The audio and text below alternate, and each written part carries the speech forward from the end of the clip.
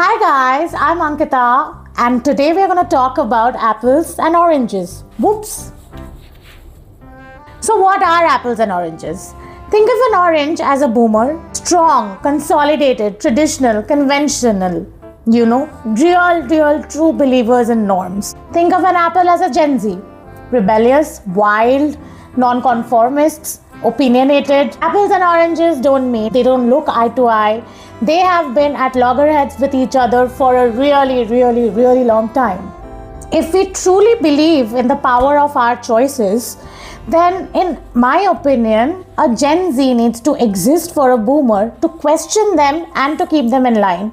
Similarly, a boomer needs to exist for a Gen Z to actually bring them back on track and to make them deep-rooted. In an ideal world, it could be a symbiotic relationship, but we don't live in a utopia, guys. Why are we talking about it now? We are talking about it now because it is the time for us to choose between the two.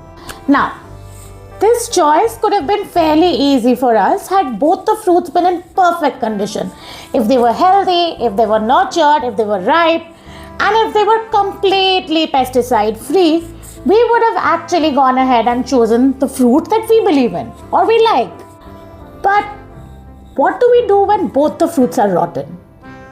And this is why we are making this video. I want to talk to you about the theory of lesser evilism. So in the 4th century BC, Aristotle, the Greek philosopher, came up with the theory of lesser evilism in his work Nicomachean Ethics.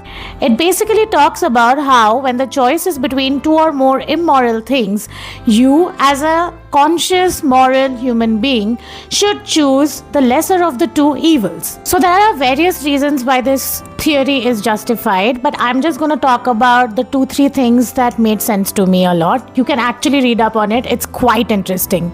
So the first point is mitigation of harm. Mitigation of harm is basically saying that if you're choosing the lesser of the two evils, you are actually saving the people from the harm that the larger evil could have actually caused them. In a sense, you are mitigating the harm that could have befallen them had the larger evil existed. The second one is delaying action. By choosing the lesser of the two evils, you are actually buying more time. You are giving the lesser evil more time to fester. And in a sense, you're curbing the power that the autocratic entity, which is the larger evil, would have had. In that way, you are actually going to effectively delay the process, reducing the impact that it may have had. And this point, in all honesty, actually makes a lot of sense to me. The question is, does this mean that he's justifying the lesser evil? No, he's not. He's simply saying that in life, we are subjected to difficult choices more than often, and when we are, we should choose the one that will cause the lesser harm. Now, why do we need to choose and why can't we just refrain from choosing? Okay, now consider we are 10 of us in the entire system and all of us unanimously don't want to choose between apples and oranges. In that case, a third fruit has to be introduced. But what happens if even one of us wants to choose between apples and oranges? In that case, that one choice is going to make all the difference and that fruit is going to win.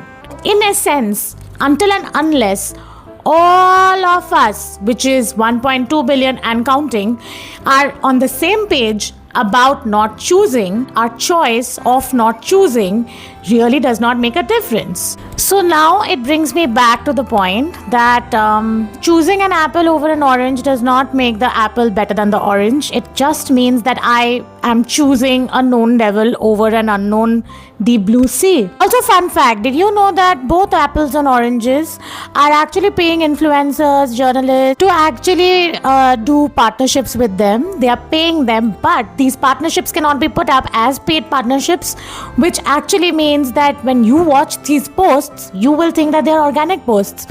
So yeah, I mean, in which world is one better than the other? Unless all of us collectively come up with the decision of bringing on board a mango, we should all collectively exercise our power of choice and be very vigilant about which fruit we are choosing. And I hope we make the right decision, that's all.